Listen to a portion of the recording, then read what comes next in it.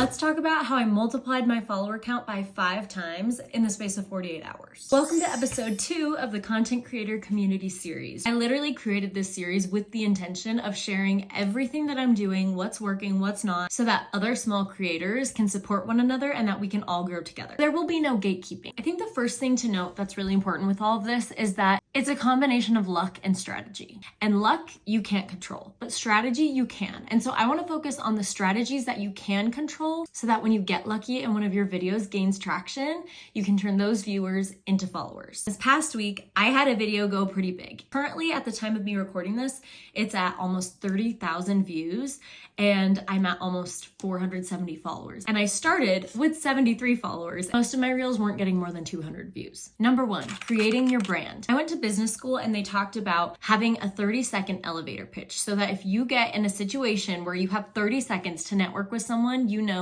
what you can say to show what your offering is and what value you bring to the table. Your profile needs to be the same way so that if you have a video get big, you have this opportunity to attract people to your profile. They know immediately who you are, what you value, and what they would get by following your page. And this was a tip that someone actually messaged me. She talked about pinning to your profile the top 3 posts that you feel like really describe who you are and what your page is about. So I recommend if you don't have a good introductory video on your profile, make one so that if you do get traction, you give people a reason to follow you. Number 2, recreate viral trends in your niche. This was another tip that one of you guys sent me. I'd heard conflicting advice about if you create viral trends versus if you create original content. And what I think I've deduced is that if you create viral trends, you can get more views because the algorithm pushes out things that are already working. But if you create original content, you can turn those views into followers. At a certain point, I think people want to know what you specifically are doing, who you are, why they should follow you, and what makes you different from every other viral trend out there. For number 3, I would say focus on the kind of community you want to build. I was messaging with one of you guys about how you grew your account, and this person talked about how it's a marathon, not a sprint.